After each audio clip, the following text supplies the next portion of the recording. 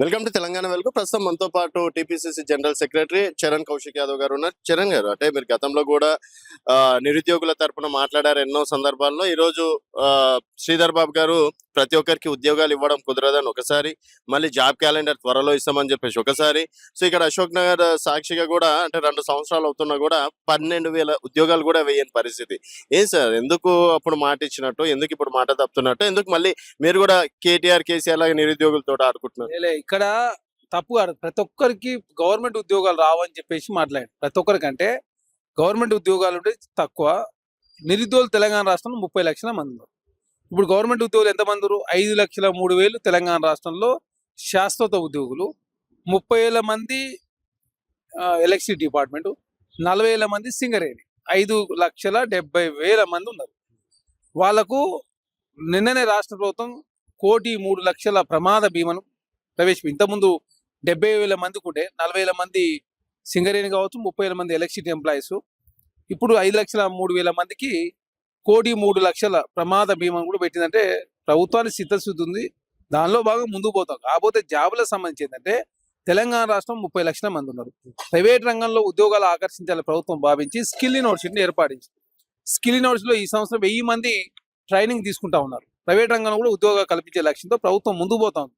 అదే కాకుండా ప్రైవేట్ రంగంలో కూడా ఒక కలెక్టర్ ఎస్పీ కన్నా కూడా 4-5 రేట్లు కాదు, 100 రేట్లు ఎక్కువ శాలరీ తీసుకునే వాళ్ళు కూడా ఉన్నారు. ఎందుకంటే పెద్ద పెద్ద కంపెనీల సీఈఓలు లక్షల రూపాయల పారితోషికంతో వాళ్ళకి అలవెన్సెస్ కావచ్చు, కార్లు కావచ్చు, బంగ్లాలు కావచ్చు, అన్ని కూడా చాలా పెంచినాయి.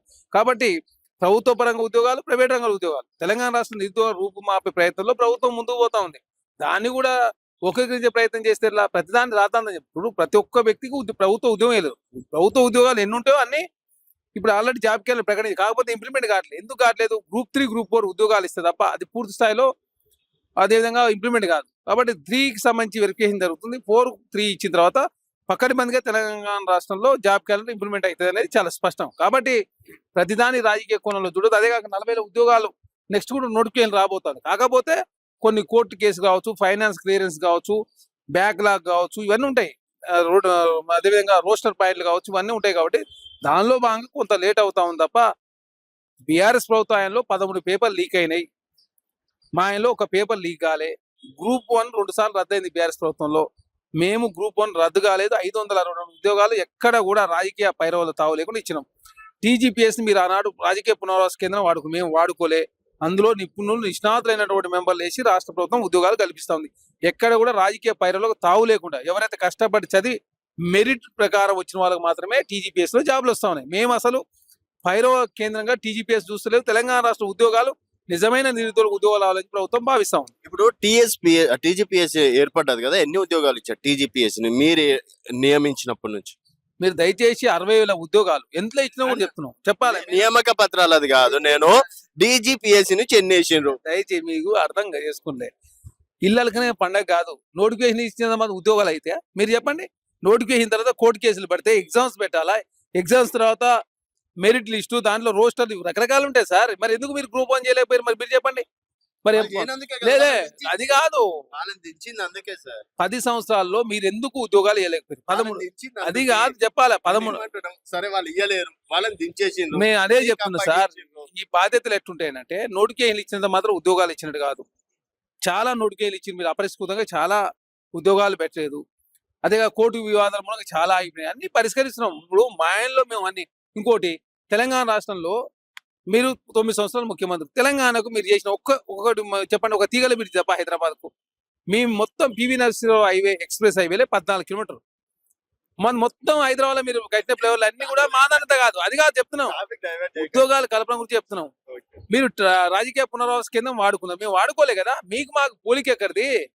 మేము ప్రభుత్వమే కాదు. ఎప్పుడైనా సరే ఆ 14,000 కానిస్టేబుల్ సెల్ జాబ్ లో అవన్నీ ఎప్పుడు వస్తాయి? దయచేసి టెక్నికల్ సమస్యలు ఉంటాయి. మేము ఇచ్చిన తర్వాత నోటిఫికేషన్, మళ్ళీ నోటిఫికేషన్ ఇచ్చిన ఉద్యోగాలు ఏంటంటే అవన్నీ పరిష్కారం అయిన తర్వాత నోటిఫికేషన్ ఇస్తారు. నోటిఫికేషన్ ఇచ్చినట్టే ఎగ్జామ్స్ పెట్టాలా, రిజల్ట్ ఇవ్వాలా, ఆర్డర్ కాపీలు ఇచ్చినప్పుడే పరిష్కారం అవుతుంది.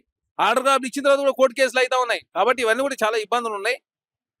Group 3, Group 4 అయిపోయిన తర్వాత జాబ్ క్యాలెండర్ ప్రకటించేసి మొత్తం కంప్లీట్ గా తెలంగాణ రాష్ట్రంలో విద్యారంగాన్ని ప్రక్షాళన చేసే ప్రయత్నంలో ప్రభుత్వం ముందుకు పోతా ఉంది. విద్యారంగం కావచ్చు, నిరుద్యోగులకు సంబంధించి కావచ్చు, స్కిల్స్ ఇంప్రూవ్మెంట్ చేసే ప్రయత్నం కావచ్చు, యూనివర్సిటీలో ఉద్యోగ కల్పన కోసం అసిస్టెంట్ ప్రొఫెసర్లను ఖాళీ ఉన్నాయి. దానికి సంబంధించి కూడా గైడ్ లైన్స్ రెడీ అవుతాను, కమిటీ కాన్స్టిట్యూట్ చేసారు.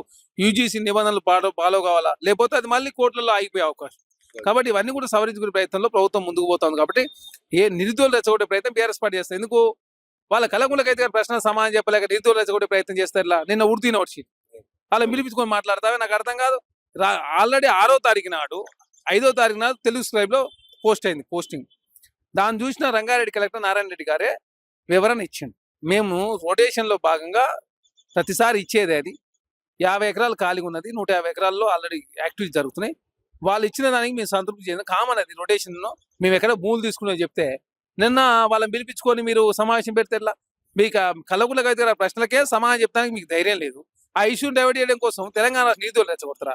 మీరు ఉస్మానియా యూనివర్సిటీలో డెవలప్మెంట్ భూములు తీసుకునే చెప్పేసి మీరు ఆనాడు ప్రకటిస్తే మేమే ధర్నా చేస్తే మా సి బ్లాక్ ముందు సెక్రటరీలో మాకు కేసులే 5 సంవత్సరాల కాలం పాటు 5 సంవత్సరాలు ఆ కేసుల చుట్టూ తిరిగినాం మేము. మీరు వచ్చిన తర్వాత యూనివర్సిటీ ఏమైనా నెలకొల్పిరా? మేము వచ్చిన తర్వాత వీరనారి సాకలైలం యూనివర్సిటీ ఏర్పాటు చేసినాం. తర్వాత doctor Manmohan Singh earth science university కొత్తగూడెంలో ఏర్పాటు చేసినాం. స్కిల్ యూనివర్సిటీ 56 ఎకరాలు ఏర్పాటు చేసినాం. దానికి ఆనంద్ మందిర్ గారు చైర్మన్ ఉన్నారు, ముఖ్యమంత్రి గారు ఛాన్సలర్ ఉన్నారు. తర్వాత స్పోర్ట్స్ యూనివర్సిటీ ఏర్పాటు చేసినాం. తర్వాత తెలంగాణ రాష్ట్రంలో ఉస్మానియా యూనివర్సిటీ 1000 కోట్ల రూపాయలు ఇచ్చినాం. కాకతీయ యూనివర్సిటీకి నిధులు ఇచ్చే ప్రయత్నం చేస్తాం. అన్ని యూనివర్సిటీ స్టాండర్డ్ పెంచే ప్రయత్నం, యూనివర్సిటీలు ప్రక్షాళన చేసే ప్రయత్నం వైస్ ఛాన్సలర్ నియమించారు రాష్ట్ర ప్రభుత్వం. అదే కాకుండా ఎడ్యుకేషన్ కమిషన్ ఏర్పాటు చేసినాం. మీకు మాకు నక్కకు నాగలుగుతానుకున్న తేడా ఉంది కదా. మీరు కాంగ్రెస్ ప్రభుత్వం బురదలు తెట్రా ఏ అంశం మీద మీరు చర్చ చేయడానికి సిద్ధంగా ఉన్నాం. మీరు 1,02,000 కోట్ల రూపాయలు రైతాంగాన్ని ఖర్చు పెట్టామండి ఒక సంవత్సరంలో. ఇప్పుడు మెషినరీస్ సంబంధించి రాష్ట్ర ప్రభుత్వం సదుద్దేశంతో వాళ్ళకు మెషినరీస్ కూడా 50% సబ్సిడీతో ఇచ్చే ప్రయత్నంలో అది సంక్రాంతి ప్రారంభం కాబోతుంది. ఆ పథకం కూడా ఒకటి ఎంప్లాయీ సంబంధించి ప్రమాదం మేము ప్రకటించినాం. మాకు మీకు పోలిక అనేది లేదు.